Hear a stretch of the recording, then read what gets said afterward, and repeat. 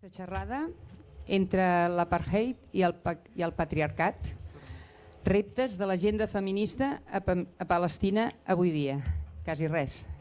Reptes de l'agenda feminista a Palestina avui dia, que organitzem conjuntament l'associació Èlia i l'Institut de les Desigualtats. Estem molt contentes de presentar a les ponents que tenim avui de les següents organitzacions: de l'Escola de Cultura de la Pau, de la Women's Study Center i de la Family Defense Society. M'ho has posat a la segona pàgina.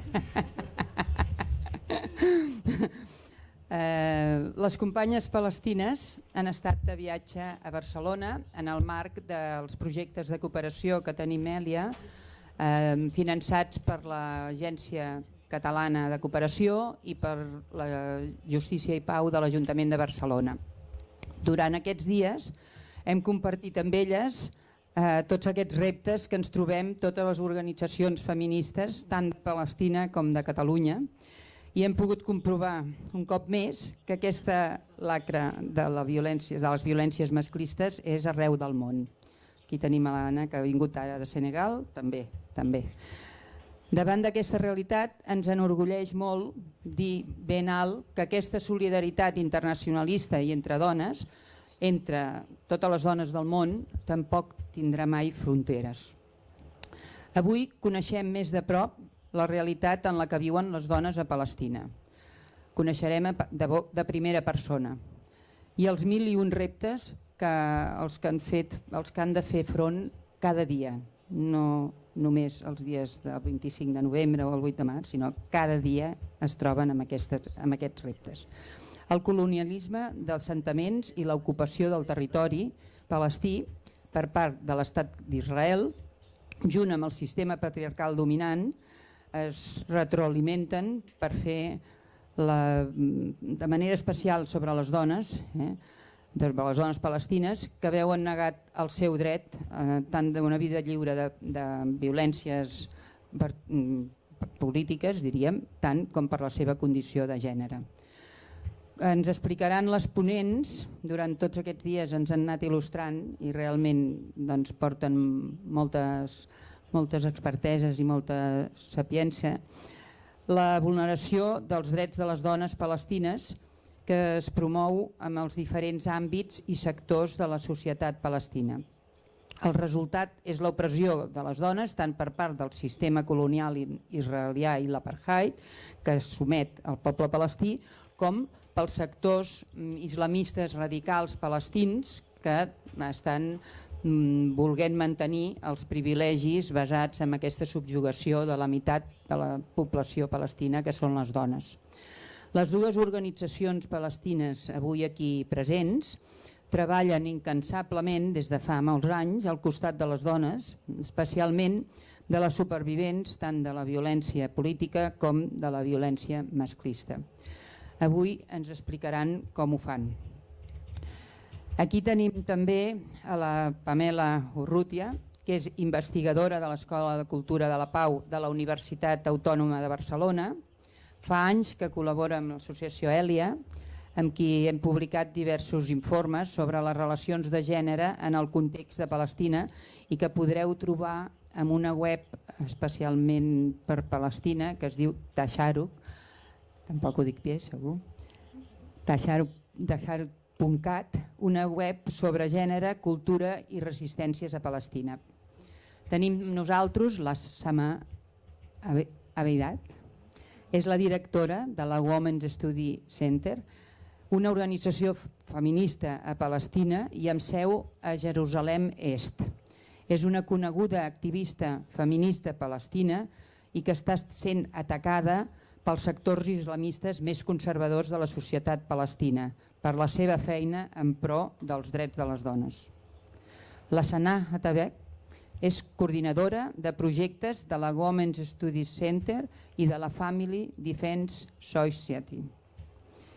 És una activista feminista de Nablus amb una llarga experiència en la gestió de projectes de cooperació vinculats a l'empoderament de les dones palestines, especialment en la zona de Nablus, a Cisjordània.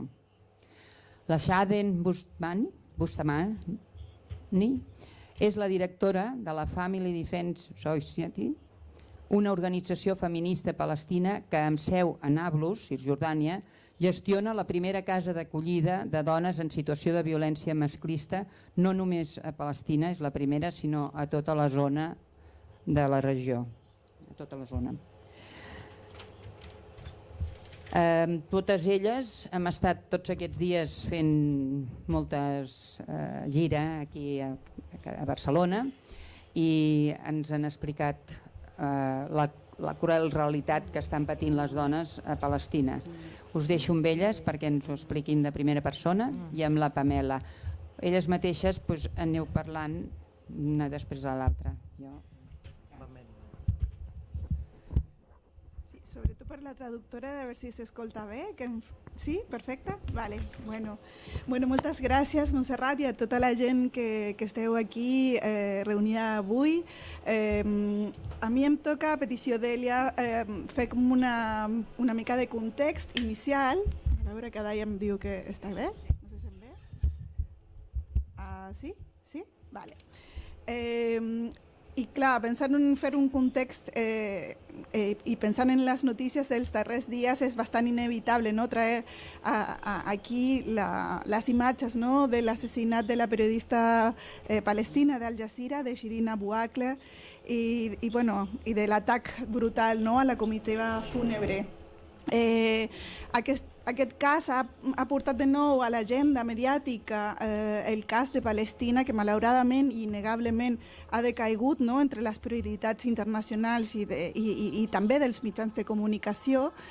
I tot i que sembla un fet excepcional, malauradament no ho és. El que ens recorda el cas d'aquesta periodista d'Al Jazeera, però també d'altres casos i altres situacions que no tenen tant ressò en els mitjans de comunicació, com per exemple les expulsions de més d'un miler de palestins a Masaferiata, la situació al barri palestí de Sheikh Jarrah, el barri de Jerusalem, o pensant en l'any passat, l'ofensiva brutal a Gaza, que en només 11 dies va suposar la mort de més de 250 persones, més de 100.000 persones desplaçades forçadament i una brutal destrucció.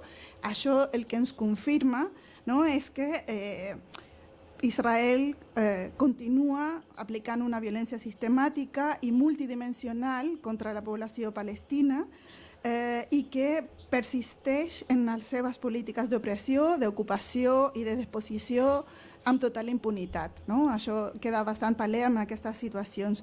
La realitat de Palestina, de fet, és cada vegada més reconeguda com una situació d'apartheid, com un crim d'apartheid, com venen denunciant moltes organitzacions palestines des de fa molts anys. El que passa és que ara organitzacions internacionals que tenen més capacitat d'amplificar aquest missatge, com Amnesty International o Human Rights Watch, estan donant suport a aquesta denúncia que venen fent les organitzacions palestines.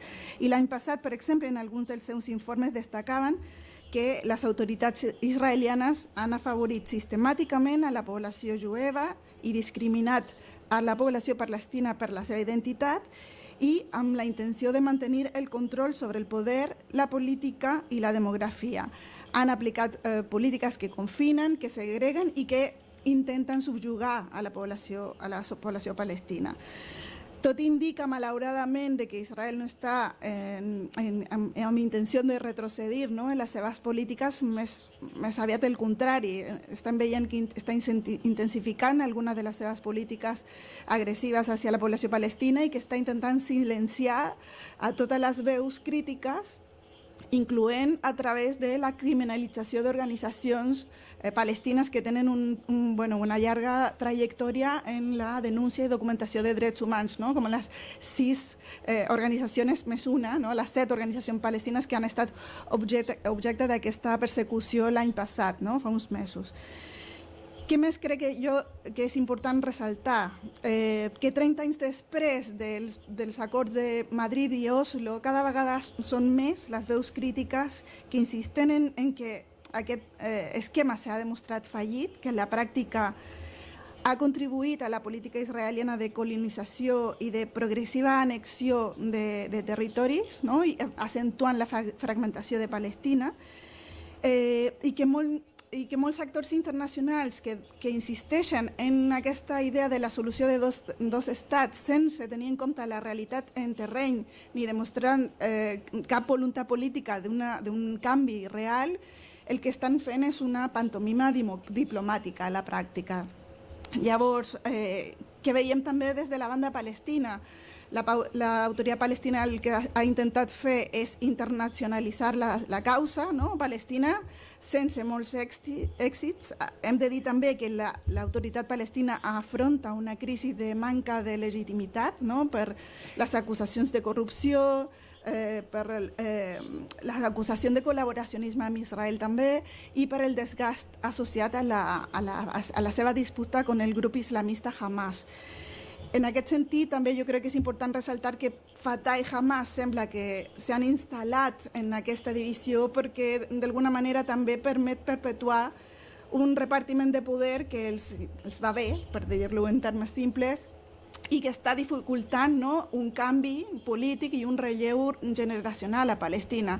Hem de recordar que l'any passat es van suspendre les eleccions legislatives que estaven previstes i que anaven a ser les primeres en 15 anys. No? O sigui que allí també veiem un bloqueig. No?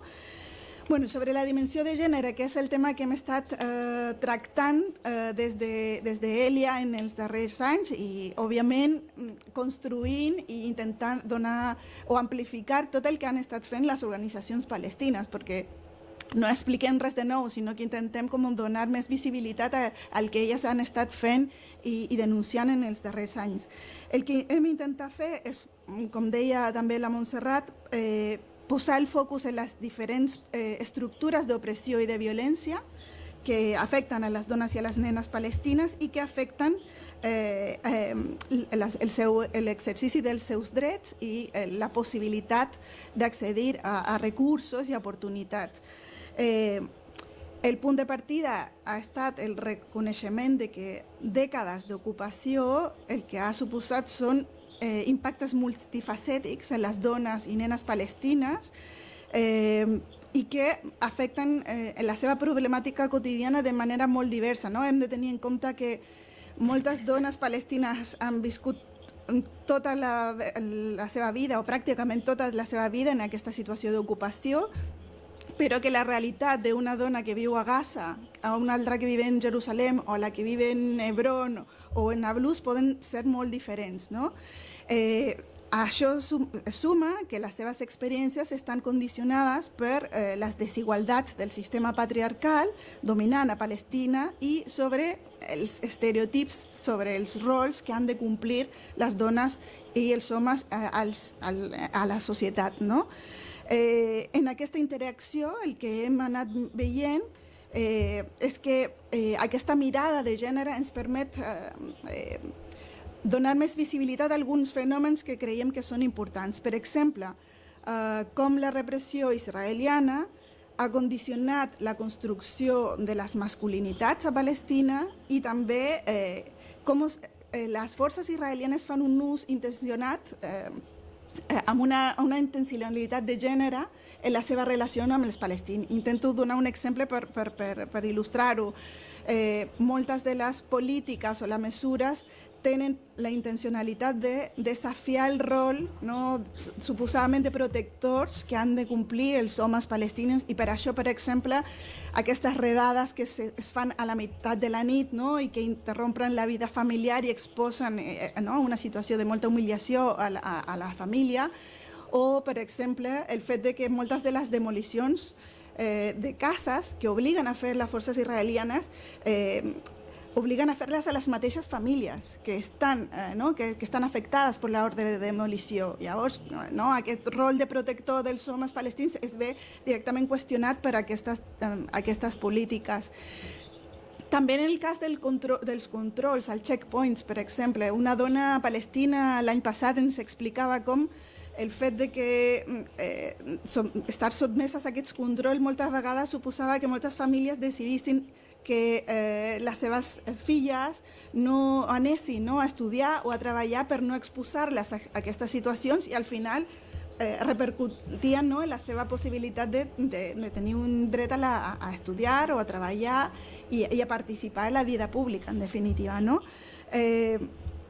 Aquesta mirada també ens ha permès visibilitzar com d'alguna manera hi ha també una relació en com l'ocupació ha reforçat les desigualtats preexistents a Palestina. Per exemple, en algunes zones s'ha identificat que una major exposició a la violència per part de les forces israelianes, però també dels colonos, que sabem que són molt agressius en moltes zones, acaben repercutint en majors nivells de violència de gènere, a nivell domèstic i familiar. O aquesta mirada de gènere també ens permet visibilitzar conseqüències que tradicionalment no estan, de les que no es parla, per exemple, conseqüències indirectes de les operacions militars. A Gaza, el 2014, es va identificar un augment de les morts durant el part i neonatal als mesos posteriors de l'ofensiva i s'ha establert que tenia relació amb la conseqüència d'aquesta violència. O com per els rols tradicionals al si de la societat palestina són les dones les que tenen la major responsabilitat en temes de cura en un context tan extremadament tensionat com el de Gaza, sense infraestructura suficient de salut, on les dones han de cuidar la seva família, a persones ferides, a persones amb discapacitat i que moltes vegades no tenen temps per dedicar-se a elles mateixes. El mateix ara que hem tingut la pandèmia de Covid, també hem estat veient com s'ha transformat com en un tercer eix d'amenaça per les dones i nenes palestines, perquè també ha agreujat moltes vegades la seva situació en el que té a veure amb l'accés a la salut, però també en un increment de la violència de gènere i en un increment de la inseguretat econòmica de les dones palestines. Vaig terminant, perquè encara no m'ha fet una senya la Daia, però per no allargar-me massa, però sí que m'agradaria destacar que davant d'aquesta realitat de violències múltiples, les organitzacions de dones i feministes palestines no s'han quedat creuades de mans, no han estat espectadores passives, tot el contrari, han fet llavors una tasca superimportant de denúncia, de documentació dels abusos de l'ocupació israeliana. Han fet campanyes per exigir els seus drets, els drets de les dones, per l'equitat de gènere, per la participació en espais de decisió. Han reivindicat totes aquestes qüestions i han intentat també connectar les seves demandes amb alguns marcs internacionals, com per exemple l'Agenda de Gènere, Pau i Seguretat, a partir de la resolució 1325 de Nacions Unides, o també apel·lant a la Convenció per l'eliminació de totes les formes de discriminació contra les dones, la CEDAW, com una manera de poder apel·lar també a un llenguatge comú que permeti amplificar les seves demandes i donar més força a les seves reivindicacions. Les seves demandes a dia d'avui inclouen aquesta denúncia de l'ocupació, també el desenvolupament d'un marc legal més potent i efectiu contra les violències de gènere, el dret a la participació política, poder participar també activament sense intimidacions i sense amenaces, perquè estem veient que hi ha ara un clima d'increment o més hostil a les reivindicacions de drets de les dones, i d'això Sama ens podrà parlar en primera persona, però jo crec que sí que hi ha com una intenció d'una búsqueda de doble rendició de comptes, d'exigir tot el que tingui a veure amb la denúncia a l'ocupació, però també d'interpel·lar a les autoritats palestines pel compliment dels compromisos en matèria d'equitat de gènere. I sí que crec que per terminar és important destacar que tenen la intenció de connectar o de subratllar la importància de que la reivindicació de drets de les dones està íntimament vinculada al dret d'alliberament del poble palestí, que no es poden entendre com qüestions separades, no? Una altra activista palestina, Soraya Hussein, deia, no? Volem una terra lliure amb gent lliure, no? I per això la idea és que aquest projecte polític nacional tingui en compte aquesta equitat de gènere, però també entendre que aquestes reivindicacions de les dones són inseparables, no? Del dret del poble palestí a alliberar-se, no? Del colonialisme, com venen reivindicant múltiples organitzacions de Palestina. Bueno, això com a síntesi d'introducció, perquè són elles les que poden explicar tot el que he dit molt més, i hi ha molts testimonis de primera mà, o sigui que ho deixo aquí. Moltes gràcies.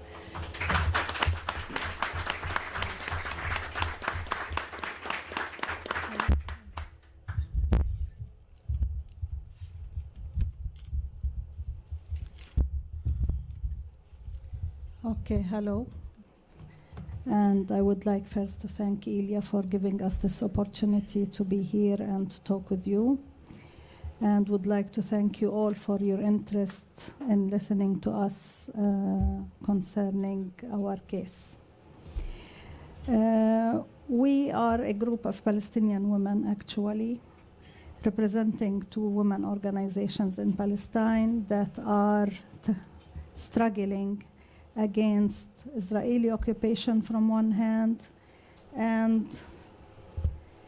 gender-based violence, gender-based discrimination from the other side, and they two link together.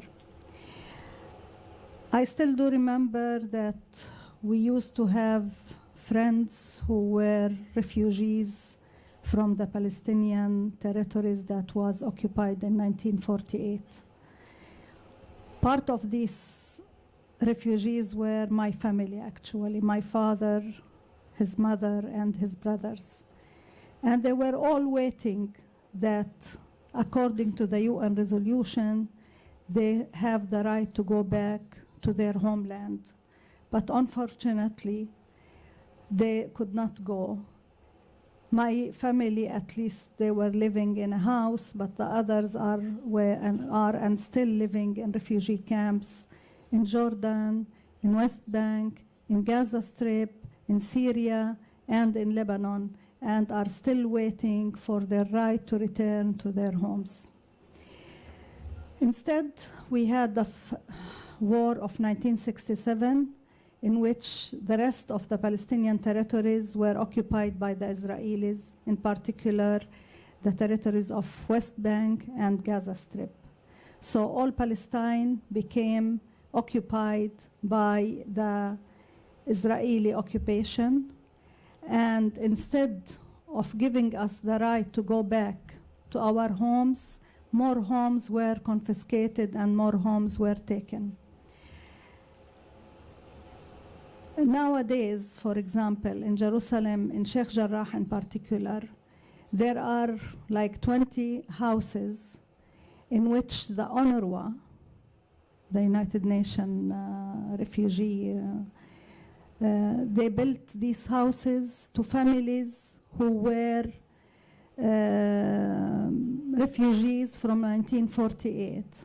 And they gave them their houses and took from them what was called the UNRWA card, in which they can take money each month. So instead of these cards, they took houses.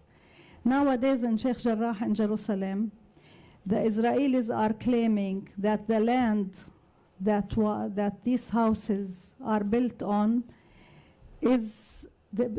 belong to a Jewish organization, and that's why they want the land back. They want to evacuate these families and demolish their houses.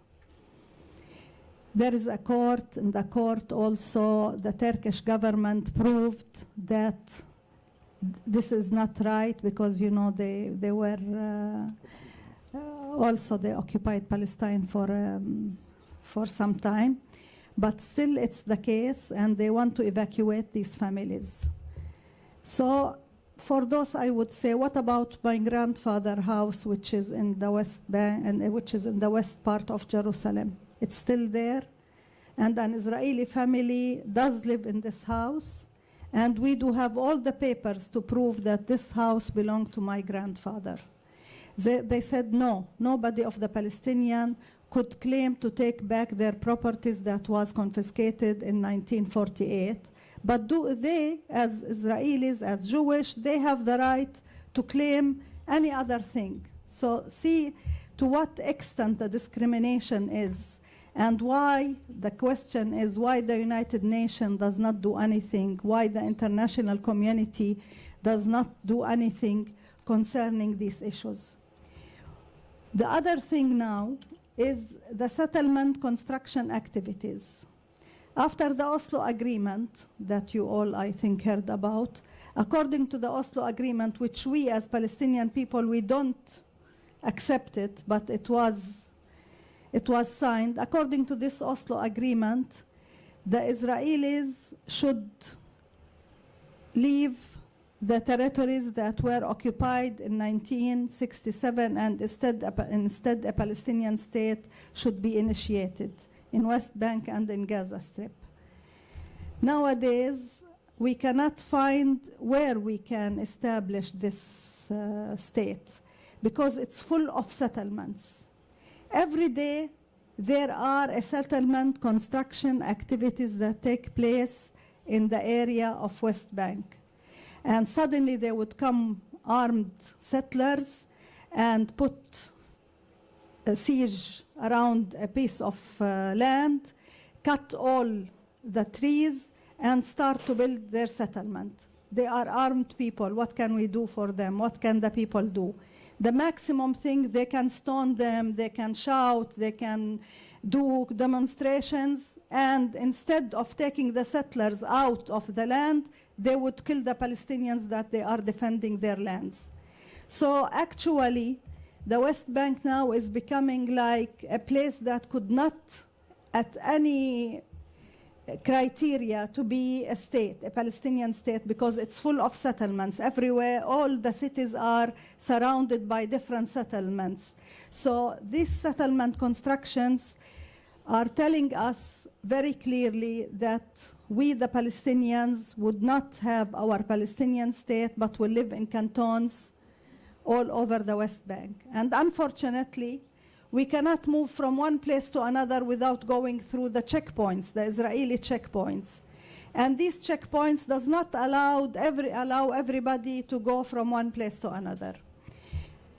For example, all the people who has the West Bank identity, they cannot enter Jerusalem. They cannot go to the areas that was occupied in 1948, except if they get a permission. And these permissions, they don't give it to anybody. We have an example here in the room. Marah, she's in her 30s. She never saw the sea in Palestine, because she's not able to go from Nablus to the sea, which is only 40 minutes to go to the sea. The first time she saw the sea is here during this visit. She said, I want to see the sea, and thanks to Ilya, because they took her to the sea to see the sea, and that was the first time. When she was a child, she remembered that she visited Jerusalem when she was a child, but now she doesn't know how Jerusalem does look like. And she's one of generations, actually, that they are not even given the freedom of traveling from one place to another in their countries. While we, the Palestinians who has identity, Jerusalem ID, thanks to God we have Jerusalem ID, we can go everywhere we want. But unfortunately, we are always under the threat that they will take the Jerusalem ID from us. Like, for example, if they just figure out that we do not live in Jerusalem, that we do live in an area in West Bank, they can take the Jerusalem ID from us. And to tell you something very important, living in Jerusalem is very costly, because Palestinians are not given permissions to build houses in Jerusalem. So we don't have enough houses.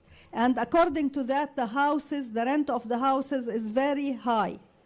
That's why we cannot all live in Jerusalem. Now we went back to what is so-called extension family. The family, if their son would marry, he would bring his wife and live with his family. And you know all the social problems that might happen between women and men in living in extension families. One of the cases also we have Niveen. Niveen, she works at the Women's Studies Center and she has Jerusalem ID, but unfortunately she was in love with one who has West Bank ID. She didn't ask him about his ID before marrying him. Now she has a problem that he cannot live with her in Jerusalem, and if she lives with him in Ramallah, they would take her ID. They took it actually for 3 years, and she struggled for 3 years until she got back her ID. And in order to do that, she had to rent a house in an area in Jerusalem and pay the rent all the time, and had to put furniture in it because they would come every week to check if she really lives in this house or not. And once they didn't find a refrigerator, and they said, how come you are living in a house without a refrigerator? She said, sorry, it was sent to the maintenance yesterday. Imagine how we have to lie, we have to think, because even if they took her Jerusalem ID, the problem is that she cannot get a West Bank ID. She will be like citizen without ID, who cannot travel, who cannot go from one area to another. So this is the life of the Palestinian people that most of the world, they don't know about it. And they just think that the Israelis were the victims of the apartheid, etc., anti-Semitism. But what about us? What about us? Nobody cares about us, in specific the governments in the world, the UN, etc. They are not following up these issues.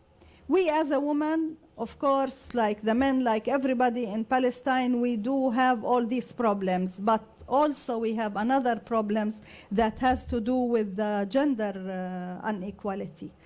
And now, instead of being more progressive about gender equality, we're going back with the rise actually of the radical Islamist parties. We have radical Islamist parties that they think that they don't think actually. They are using the thing of women's rights to take the authority of the other political parties, claiming that the other political parties, in particular the Palestinian Authority now, is giving the Palestinian women organizations the right to function. So, and these women organizations are getting funds from European organizations in order to ruin the Palestinian society and all this problem.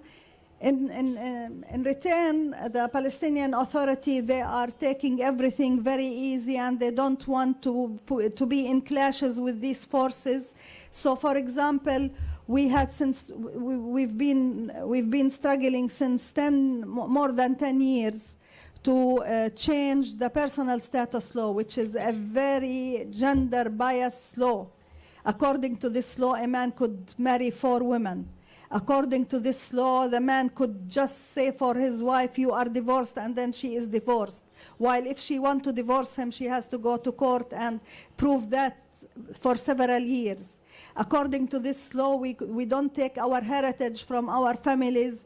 They took double the heritage, and the wife took only 1/8 of the heritage of her husband, even though if she was working with him all the time, and they build the house together and they do the things together.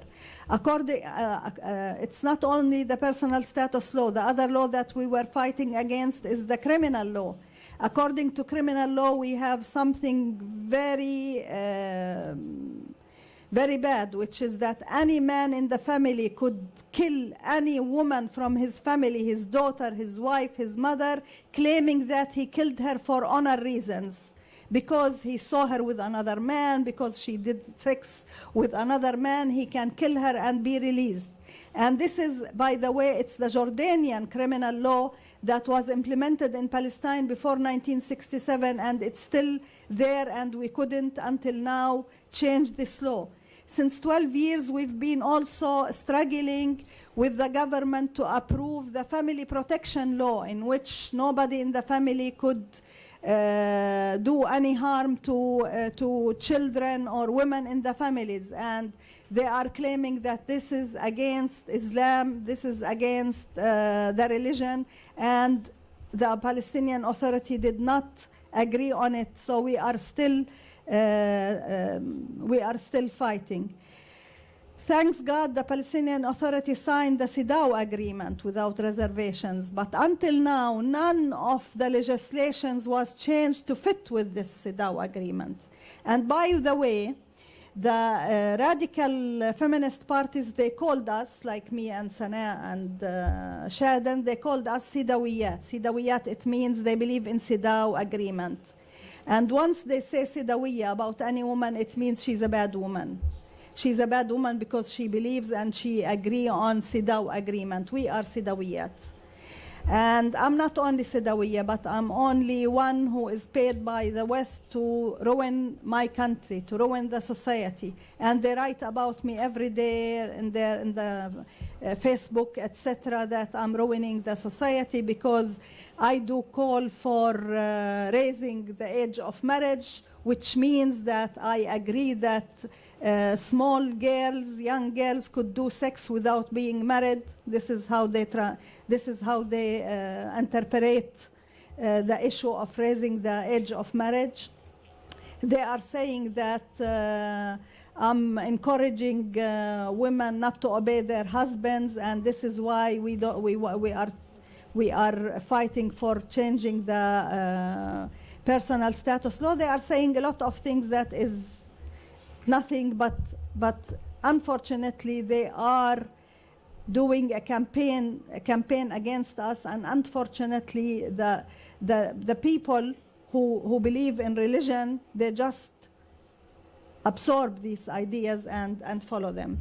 So our problem is not only with the occupation, it's with both the occupation and also with the society.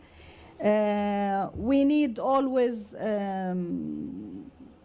your support, the support of the international community, support of everybody. Thanks for Ilya, because they are supporting us and they are participating with us in implementing projects to raise the awareness of the society, to put some, to lobby against these legislations, to help women who had, unfortunately, we call them the bereaved women, that they are victims of the Israeli occupation measures. These bereaved women, they either lost their beloved ones because they were killed by the Israeli occupation for nothing, or they had to demolish their house themselves. Imagine, when the Israelis, they take a decision that this house should be demolished, they will come to the family and give them two alternatives. Would you like us to demolish it and you pay us for demolishing it, or would you demolish it yourself so you don't have to pay us for the fees of demolishing? And the people, because they don't have, they will say, okay, we will demolish it, and see how it is painful actually to demolish your own house and to feel that you will live in the street. We have a lot of cases. One of the cases, she came, she said, after we lived in a tent, me and my family, the most problem thing is that my sons, my husband could use any piece of the land as a toilet, but my daughters, they cannot go to toilet. So I have to wake them early every morning to send them to school so that they can use the toilet of the school before the classes start. See how much problems people they have. In some cases, the neighbors would invite them and say, you can use our toilets. But living in a tent in winter time, in summertime, is not the solution actually, and nobody is taking care of these families, unfortunately. We in Jerusalem, it is a very complicated issue to get a license to build a new house in Jerusalem, even though if you have a piece of land. My grandfather left for us a piece of land in Jerusalem. Until now, we could not get any permission to construct or to build houses in this area. Plus, every time we are called to the court, because there is somebody who would say that he or his father or his grandfather bought this land years ago from our grandfather, and we had to go to the court and pay to the lawyer to approve that no, this land was not sold to this guy who works actually for the benefit of the occupation because he's paid. Okay, she's telling me that I have 2 minutes. In these 2 minutes, I would say that what we are facing as Palestinian society, we cannot alone work on it. We need the support of all the people who believe in peace, all the people who believe in equality. We know that you are here because you believe in us. We hope that together we can do anything. We can at least put pressure on the governments so that to ask Israel about that. You know, in the last few days, one of the famous journalists, female journalist, Shireen Abu Aqla, was killed. And the message is that we don't want people to talk about Israel through the media. This was the message. And Shireen in particular, because she was a famous one. So they are telling us, even if she's a famous, even if she's known, even if she is very powerful, we can kill her and we can kill others. Thank you.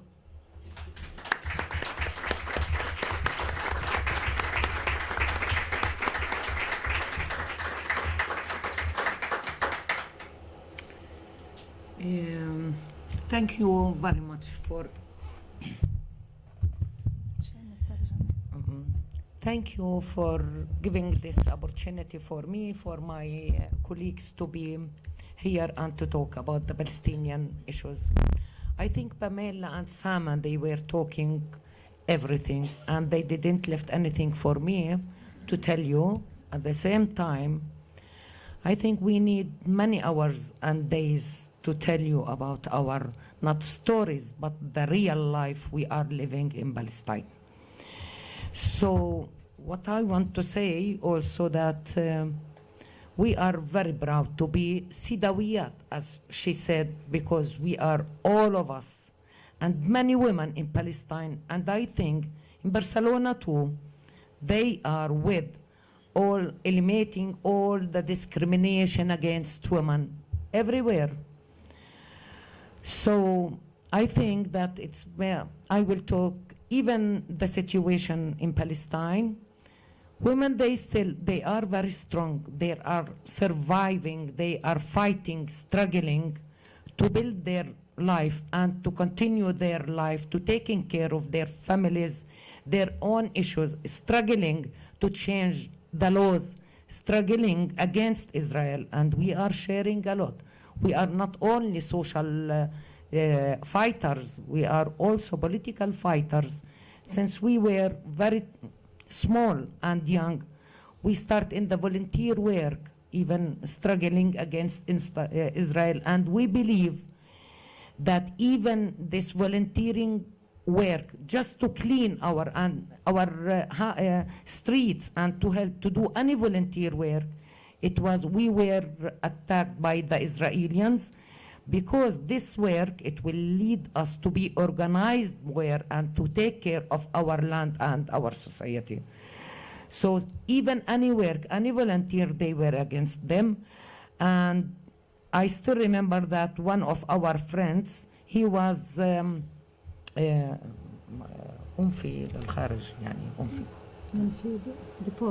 deported outside the country. He was very active in the volunteering work, in health, just without any guns, without any stones. So this is the situation in Palestine for a woman, for even so. We are educated women. In Europe, they look to us that maybe we are not educated, there is no opportunity for the woman to get, because we are living in the patriarchal also society.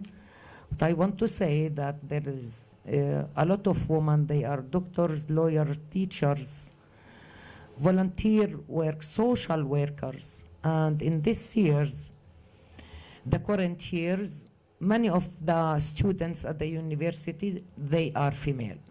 But unfortunately, in the labor market, they are not exist as men. They prefer to have men than to have women. For this, we are working with women to empower them and to give them the opportunity to enter the labor market by our project, which is funded by Helium. And I believe that not only Helia, the workers at Helia, they are supporting us. Many of the members in Helia, volunteers, workers, and even the people you are and women, the society you are working with and implementing many activities, and we know that in Helia they are implementing a lot of activities here in the society. And I think all of them, they are supporting us and supporting our work and supporting the Palestinian woman. Thank you for Helia for supporting us to empowering women, to give them the opportunity, as I said, to enter the labor market by teaching, training them in different subjects in gender and law, so they became very strong and empowered enough, because they can defend for their rights even in the family. And we know when we empower a woman, she can be able even to have the decision for her life, especially when she will work and earn her money and to be independent. And by this way, we can keep and save and protect women from the violence. At least we can share in keeping her or protecting her from violence when she get money and be independent and defend her rights. Even what also we give them the opportunity even for the political participation. It's not only to give them the chance to be empowered well in their studies, also to share in the local council, in their villages, in the city. And we see many women, they are also in the election and they are in the local councils in Palestine. And the last election, it was the 26th of March. Of course, we need more to work with women and to empower them more, because violence, it still exists, and everywhere in most the houses in Palestine and everywhere in Spain, in Barcelona, in United States, women, they are facing violence. And I think we need more time, and we will win. At the end, we will win. We will change our personal status law, and we will have the approval for the protection, family protection law. And we are still working, and we are struggling. And we are working with the not only Women Study Center and FDS, many different women organizations, and also with the support from people outside and abroad. For that, we used to say that all women everywhere, they should unite it together and help and support each other. Thank you very much for giving this opportunity to talk. Thank you.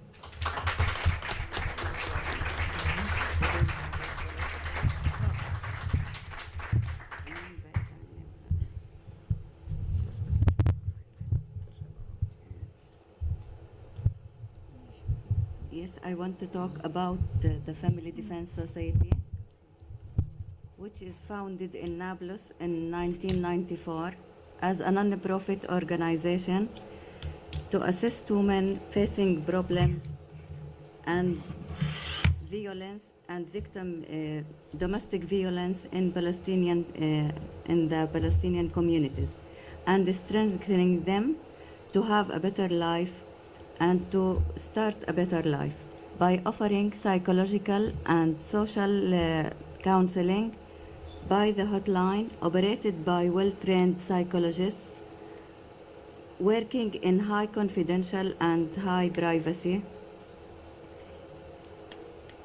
And the FDS has created the first shelter in the Arab world and in Palestine in the year 2000 to protect and care the survival women victims of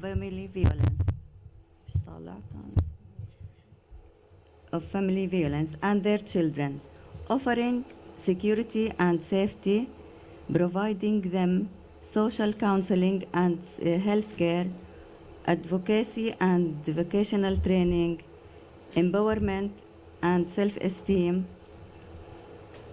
Also, the kind of violence that entered the shelter, we have many kinds of violence, sexual abuse, and physical and psychological violence. And in the last few years, we have a new kind of abusing, the electronic blackmailing, which is very dangerous. We have trying to help them to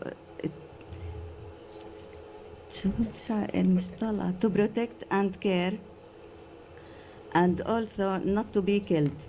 They are threatened to be killed. We are trying to solve their problems and improve their lives and to reintegrate in their families and their communities after leaving the shelter. Other programs, the community awareness campaigns, raising awareness in democracy and human rights, focusing on women's rights, legal and civic. Also, we have the empowerment program, economic empowerment with the support and cooperation with Helia Association, training in hairdressing and photography, also mobile maintenance, and we help them to start their own projects. Also, we implement many activities for women and children, training for newly graduate students, and workshops and for women and children in all the Palestinian areas. Thank you for your listening.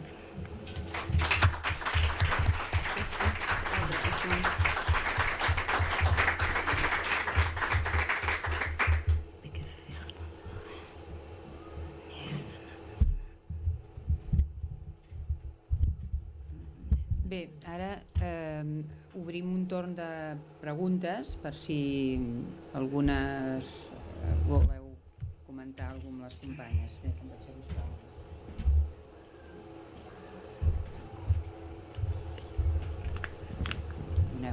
Doncs ara, si voleu, podem fer preguntes. Us passo el micro.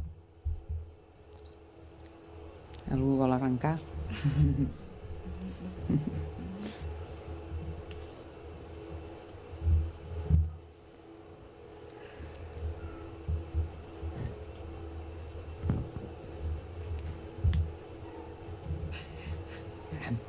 Tu? Vale. La Lisa s'arranca.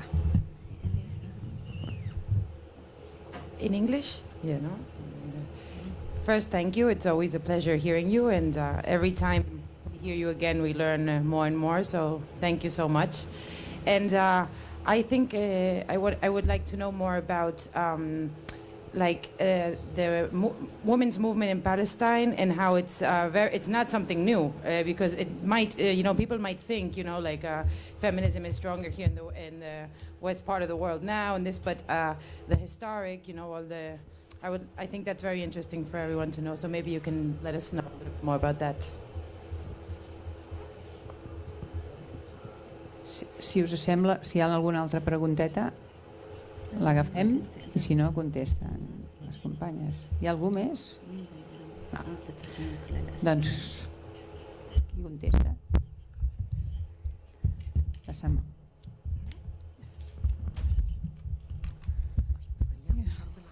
Yeah, thank you for this question.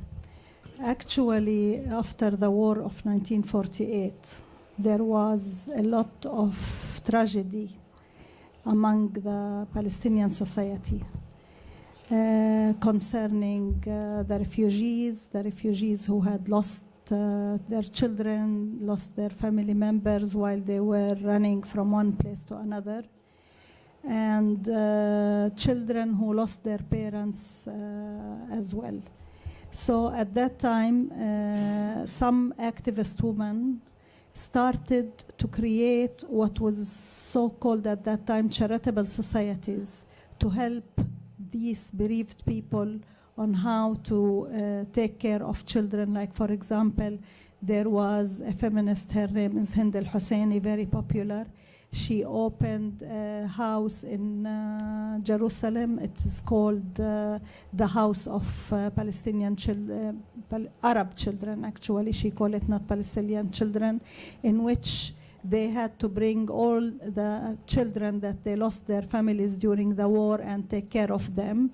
And step by step, more and more Palestinian women were involved in such charitable thing, and created other charitable societies all over West Bank and outside the country. And then they decided that their work should not be only charitable, but also they have to fight for gender equality. At that time, of course, they didn't call it gender equality. They said the right of women to live in peace, the right of women to live in equal circumstances. And there was, then they established what is so-called the Palestinian Women Union. Palestinian Women Union was created, and it had branches in West Bank, in Lebanon, in Kuwait, wherever there were refugees. And I would say something that the General Union of Palestinian Women, when was established in the areas that were occupied in 1967, we used to work secretly because it was considered to the Israelis as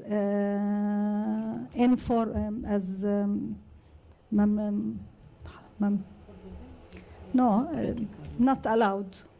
They consider it, they don't allow it. And I still remember that illegal, yes, illegal. I was one of the members, and we used to have our meetings in houses. We don't say to anybody that we are in a meeting, take some decisions, and etc. Until after Oslo, we could declare this organization. At the same time, during this period, the Palestinian fragments against occupation, like fronts to liberate Palestine, the political parties, I mean, in particular, each political party had its own women committee. So we had started with 4 women committees that belongs to different political parties, and step by step, these decided also to establish organized organizations that would work on specific things. Our center, the Women Studies Center, is one of those that was founded by the Women Action Committee that used to belong to the Democratic Front at that time. Now we don't belong to any political party, but this is how the way that was established. And now we have a very good, let me say, Palestinian women movement that struggle for gender issues. It's we have still the General Union of Palestinian Women with all its branches in all over West Bank and Gaza Strip, and we have different organizations, and we now have networks to work together. Lately, we had created a network which we call it FADA. FADA in Arabic means Falastiniyat ضد العنف. In English, it means Palestinian Women Against Violence. And FADA is a consortium that has Palestinian women organizations from Jerusalem, West Bank, Gaza Strip, and the Palestinian lands that were occupied in 1948 inside Israel. We do work together, coordinate together in order to have campaigns against violence against women. We support each other. Whenever there is a case, for example, in Gaza, we do support them from West Bank, from the 48 territories, from Jerusalem, etc. So we are working together. And now also we had created the Forum of Palestinian Women Organizations Against Violence, in which we believe that concerning changing the laws, etc., we cannot work each organization as an individual organization. We should work together. And now we are working together and we are advocating for the approval of the family protection law in particular these days. So yes, there is a good Palestinian women movement, and that what is not accepted by the so-called Islamist political parties, because they think that this is against Islam, this is against the religion. It's not against Islam, and we are both Muslims and Christians in these organizations. We are Palestinian women, no matter the religion, what is it, Palestinian women believing in gender equality and believe that violence against women should stop. Thank you.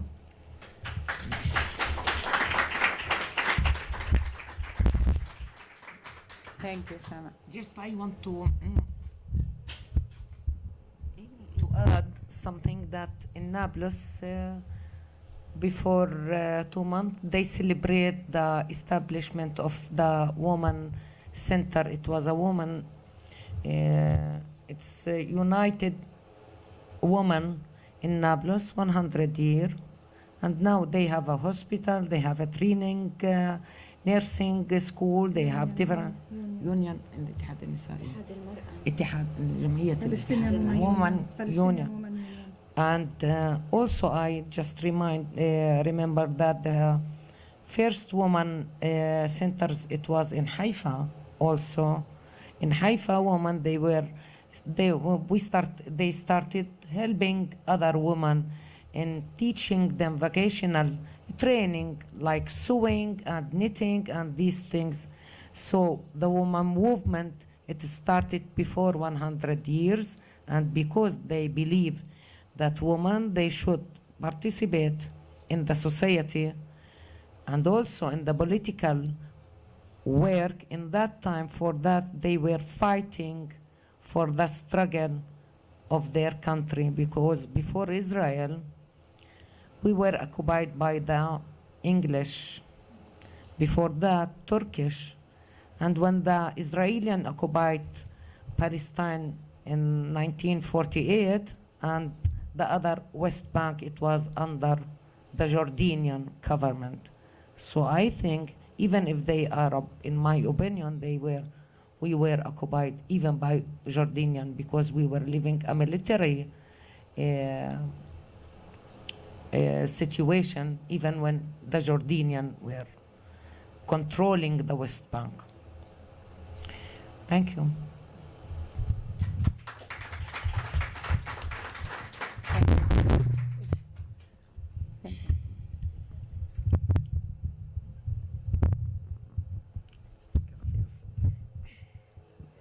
Thank you very, very much for sharing with us all your experiences and lives here in Barcelona. So, and thank you to Elia also for making it possible and making your work to continue in Palestine.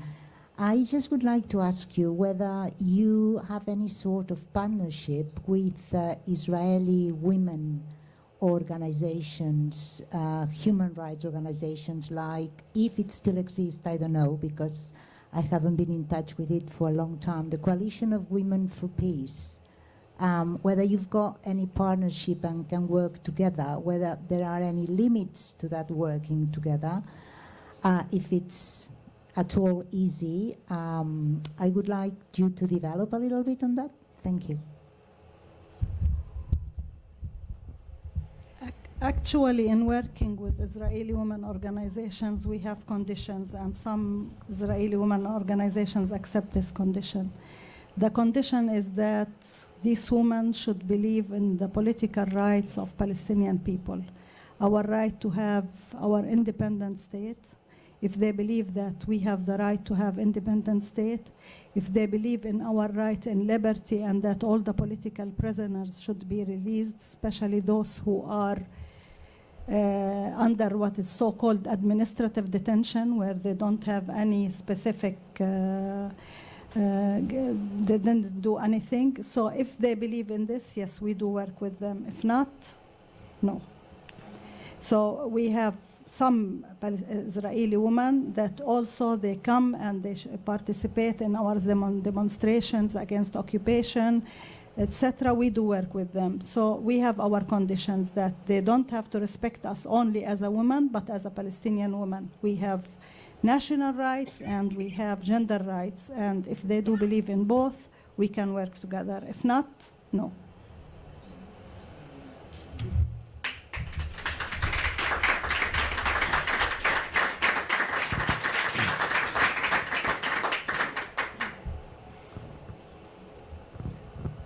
Moltes gràcies a totes les ponents. Ens ha quedat clar que per un... Espero. Moltes gràcies a totes les ponents. Ens heu deixat molt clar que, per una banda, una gran part dels reptes que esteu sofrint ara mateix les organitzacions feministes a Palestina venen vinculades a l'ocupació, al colonialisme d'Israel, tot el context que heu explicat d'avui en dia política a Palestina, i que, per altra banda, teniu tots els reptes que venen associats a aquesta mena com d'onada de radicalisme islàmic que va en contra dels drets fonamentals humans, però també de les dones, no? Com a drets humans. M'agradaria si podeu explicar si hi ha alguna vinculació entre aquestes dues opressions, si hi ha alguna vinculació entre l'ocupació israeliana i els sectors més radicals islamistes. Si podeu explicar una mica quina vinculació hi ha, i també a nivell històric, quan va començar tot aquest auge dels moviments islàmics a nivell de la societat palestina, i quina és la resposta que està havent-hi de la societat palestina en general? No només dels sectors islamistes, sinó de la societat en general, de les persones, homes i dones. Si ens podeu explicar una mica més sobre això.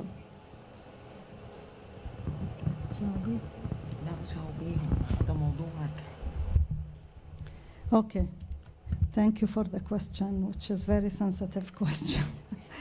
Yes.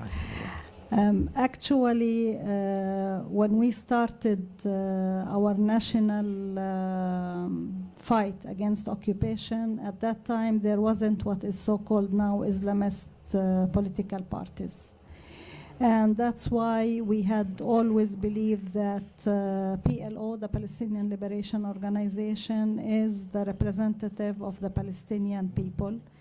And we had elected the executive committee of the Palestinian Liberation Organization, and accordingly we believe that this is what we have.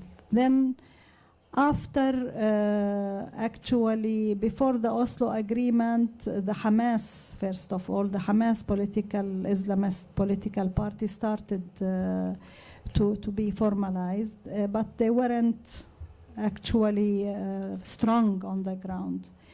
That's why they were not part of the Palestinian Authority that was in the beginning after signing the Oslo Agreement. They were not part of this. But gradually after that they started to become more powerful, and when we had the second election for the Legislative Council, they got like 50% of the chairs in the Legislative Council, and that's why we had to form a government in which part of this government was from Hamas and part of this government was from Fatah. And unfortunately, I have to say that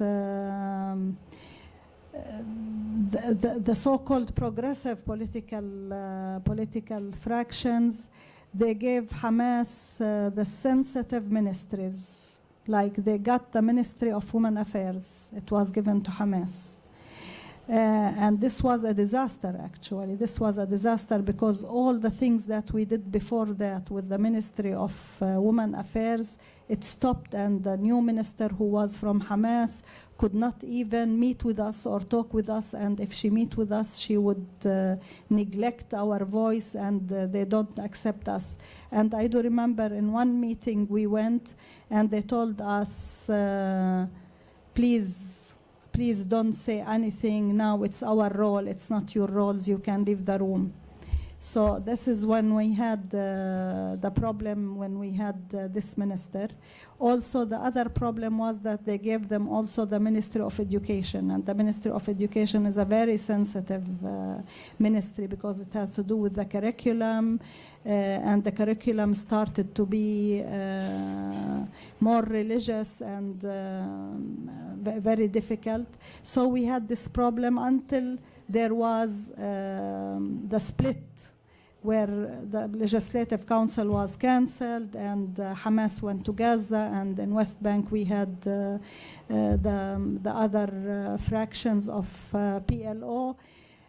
So Hamas became under siege of, Gaza became under the siege of Hamas, and we were able to re-establish the Ministry of Women Affairs with a new minister that was not from Hamas, restart to work with this ministry, also the Ministry of Education, etc. The problem now is that we still have this split, and accordingly they say that we cannot have a new legislative council, we cannot elect a new legislative council, and that means that we cannot have, this is what they say, we cannot agree on any legislations with the absence of the legislative council. Although more than 100 legislation was issued by the president, except when it comes to gender issues, they would say we have to wait until a new legislative council is elected. So it's only when it comes to women issues, they delay it until we have this. The problem is not only with Hamas, the problem also became after that with the establishment of what is so-called Islamist Liberation Party, حزب التحرير الفلسطيني. This party has nothing to do concerning occupation, has nothing to do concerning national issues, concerning anything, but their main job is to attack women organizations. They believe that we don't have to go for gender equality, and if we conduct gender equality, that means that we are against our religion.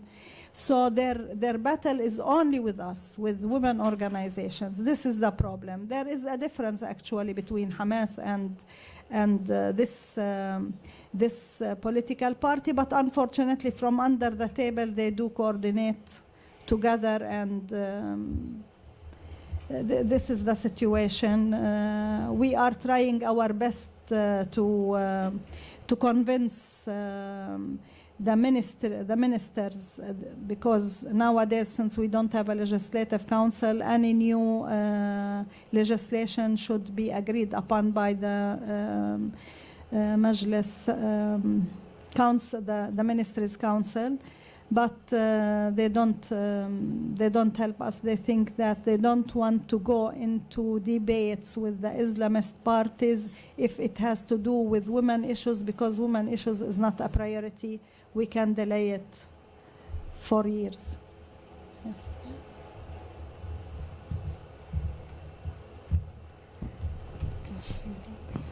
Thank you very much.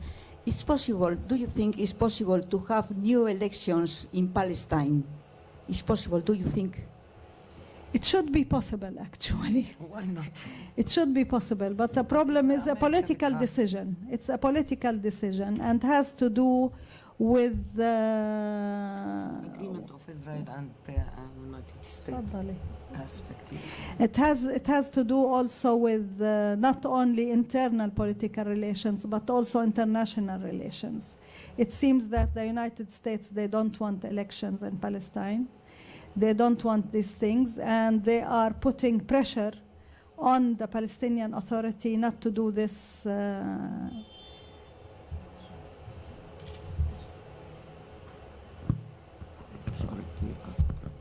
What can we do to help you, to support you? Because maybe it's possible to support you to arrive to achieve new elections. How can we do?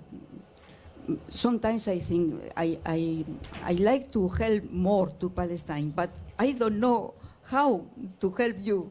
I don't know. Please. Yeah, I know. I know that there are many people in the world who like to help us.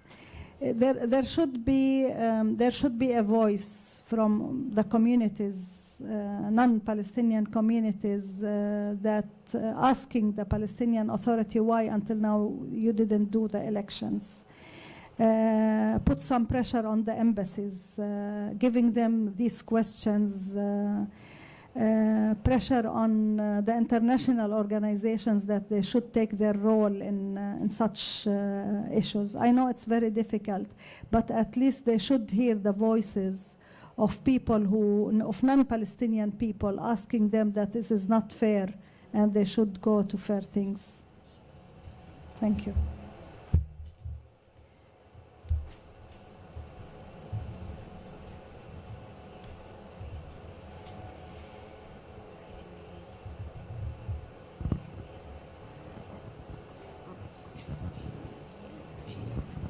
هذا السؤال لك.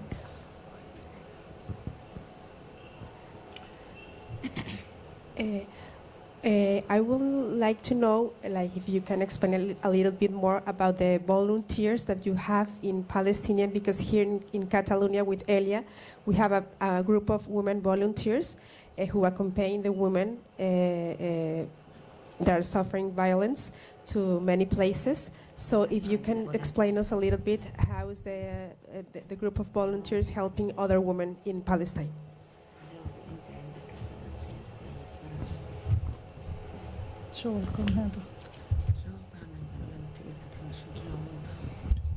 Okay.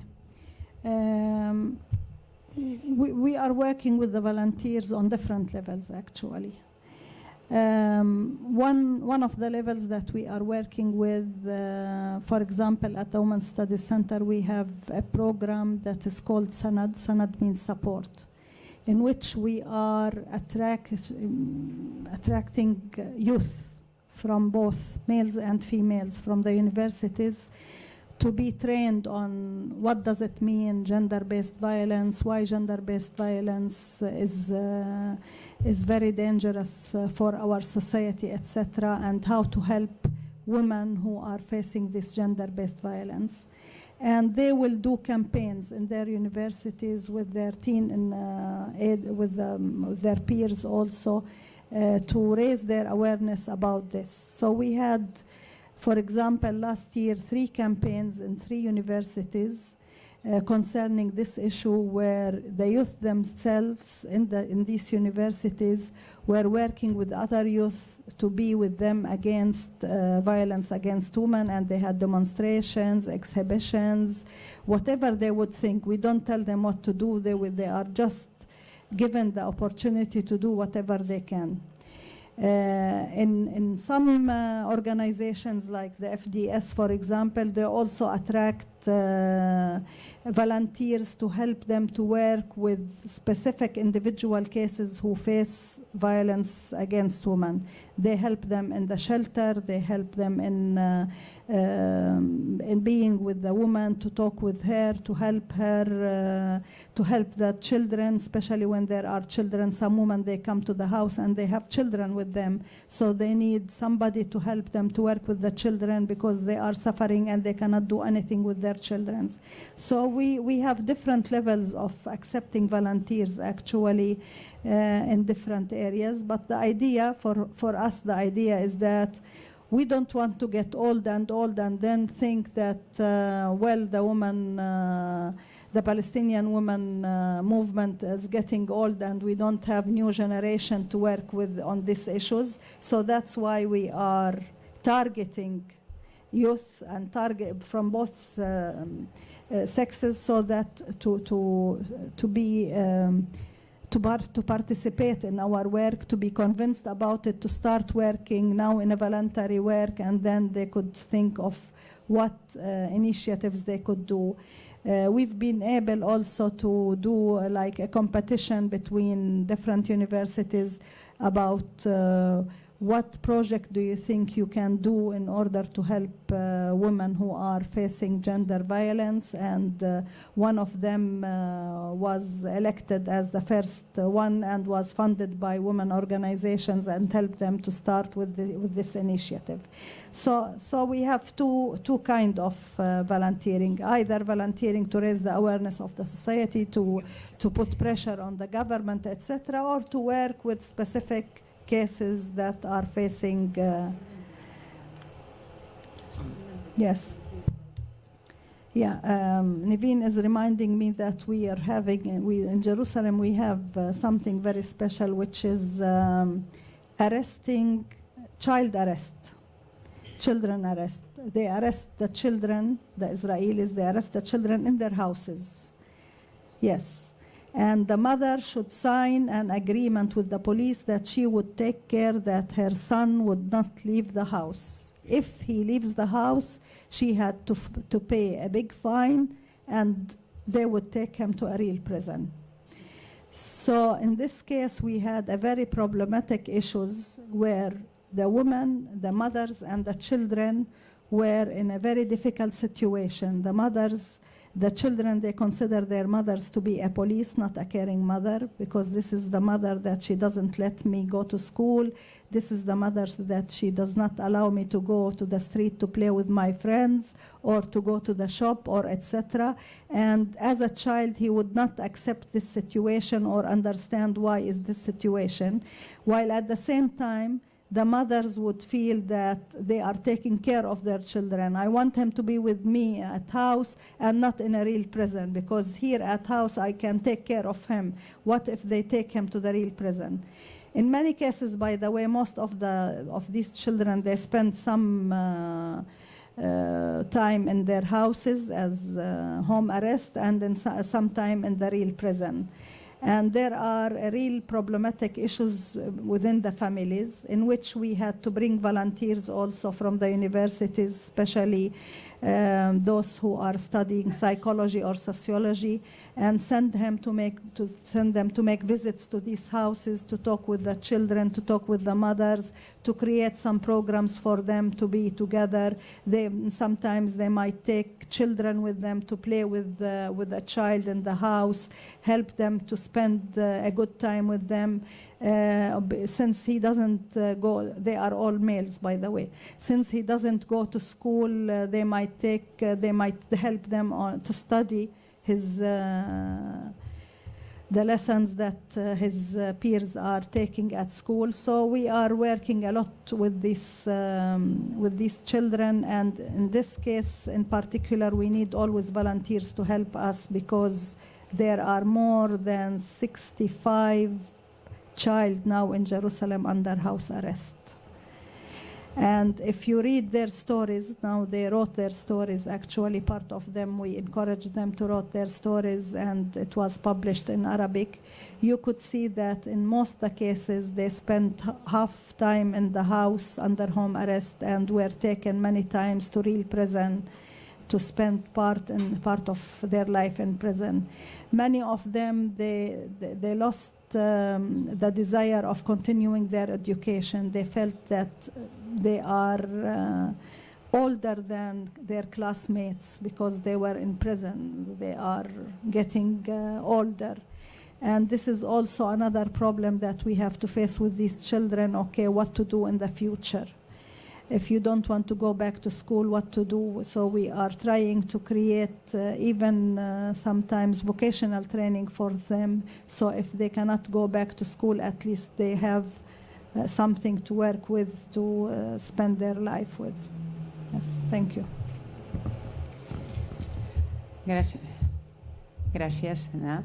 Jo tinc una última pregunta, si no ja tinc més. Perdó, que l'estic posant al mig. Per la Shaden, hem explicat moltes coses dels problemes que tenim, però també tenim resultats. I m'agradaria que ens pogués explicar la Shaden els resultats des del 2015 estem treballant a la casa d'acollida de Nàpols per empoderar les dones i estan fent cursos que després els poden treballar. Una pregunta, si ens pot explicar una miqueta més això, o sigui, de com, quins resultats hi han, com si es aconsegueix després tenir feina, etc.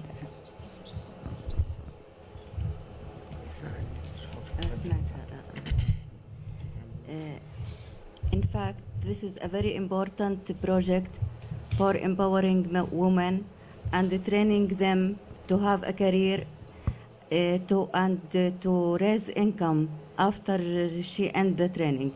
And we help them through the union to work in another place as a trainer without paying money. As always, they all must pay for the salon they are getting the training in. But we are helping them to get this training without paying money. And some of them we have now 4 groups. And in this project for the year 22, we are making as focus training, and for all the trainings before, we choose the women that are recognized and they have the hobbies to continue her work, to make an advanced training for them.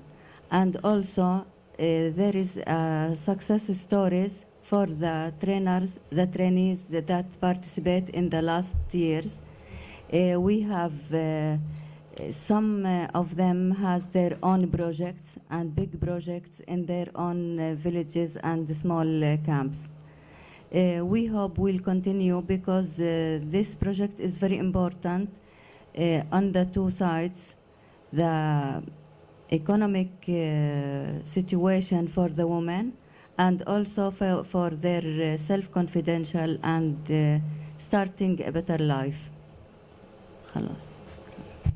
Just I want to add also that there is a lot of success stories for the survivors of violence, for the women who were at the shelter after this all dealing with their cases and they left the shelter, of course. During the time when they are at the shelter, they were participating in the vocational training. So we give them the opportunity to have the vocational job, to continue their life, of course, after return to their house, to their houses. And also, one of them, she continued her studying, the school studies first, the high school she finished, and then she was a student at the university. She finished her study at university 4 years. Now she is working at FDS as a night supervision. And also other women, they have their own studios for photography and video.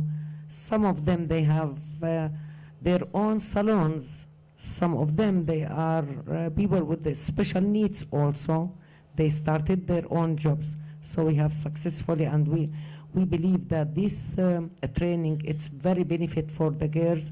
These women, and we choose the women who are in the special standard from poor families, marginalized villages, and they are survivors of violence also. They didn't continue their education. They didn't finish the school studies, so we give them the opportunity to work and to have their own work and to earn money. By this way, We are helping them to combat violence also. So many stories, and we of course believe that the sustainability for this project it's very important, and we decide to continue this work. At the same time, not only to have their own works, but also they are community agents in their community. We empower them, not only vocational training, we give them many lectures, not only about laws and how to have hope in their life, how to have life skills even, and to be proud and confidence, and to empower them more and more, and to have the motivation for the job and for the vocational training, for their rights as a human being, as a woman, as a girl. So they also transfer and refer this information, this knowledge to other women, and encourage other women to participate in this training. If we can't take them at FDS, at Family Defense Society, for this training, at least they will encourage them to have the training in different areas. So by this way, we are working with women and survivors, and we have many stories, success stories, of course. Yeah.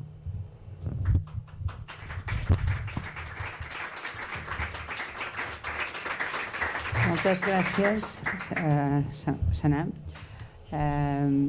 Ara donaré la paraula a la Pamela perquè ens expliqui, perquè hem construït una web de Xàruc que doncs, estem molt orgulloses d'elles perquè doncs, dona molts elements, i la podreu visitar, i dona molts elements per entendre tot això que ens estan explicant les companyes, per entendre totes les dificultats que tenen. Doncs la Pamela, sí. Endavant. Bueno, moltes gràcies. Era només per recordar, no, una selecció també de curtmetratges produïts per dones palestines, dones cineastes palestines, i faig subratllo aquí perquè us convido a veure'ls, perquè estaran disponibles segurament d'aquí un parell de mesos més de manera gratuïta, estan subtitulats al català, hi ha un parell de guies didàctiques també per treballar aquests curtmetratges i bueno, que estaran a disposició d'aquí, i també tenim els informes que hem elaborat fins ara, sobretot el tema d'aquestes interaccions entre patriarcat, ocupació, apartheid d'Israel, sobre com s'està aplicant, implementant l'agenda de gènere, pau i seguretat a Palestina, i en les properes setmanes també publicarem un nou informe relacionat amb el que hem estat parlant avui, les lluites de les organitzacions feministes a Palestina en un context també molt marcat per l'impacte de la pandèmia de la Covid. O sigui que convidar-les a visitar Xàruc. Hi ha unes fulles informatives allà perquè vegin ben bé com s'escriu, per si teniu dubtes, no? Xàruc. I també crec que, si no m'equivoco, havia també informació sobre altres iniciatives que es poden donar suport a nivell europeu, que tenen a veure també amb la nostra possibilitat d'influir en la denúncia del comerç amb els assentaments. Si no m'equivoco, també teniu informació sobre això, o sigui que són coses que des d'aquí podem anar fent, i us convidem a actuar com agents multiplicadors d'aquesta situació. Moltíssimes gràcies.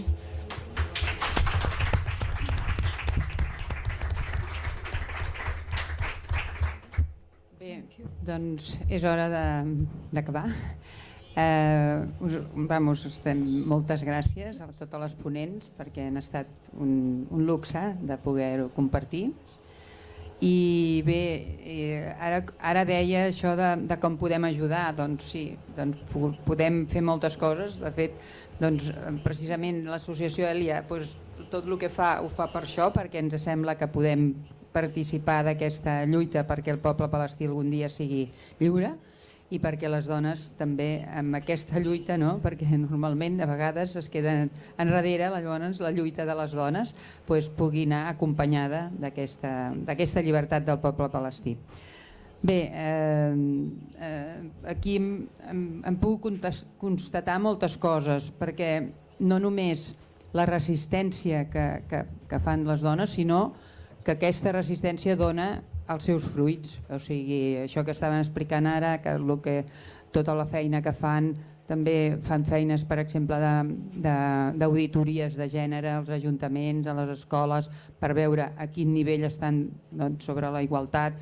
Tot això fa que el poble palestí també agafi més força per poder enfrontar-se amb el que és l'ocupació. I bé, doncs, sense més, despedir-me de les companyes, que aquest és l'últim acte que fan aquí a Barcelona, i que tinguin molt bon viatge i que ens puguem trobar una altra vegada aquí, sobretot, i que nosaltres puguem anar allà a veure. Inshallah. Inshallah.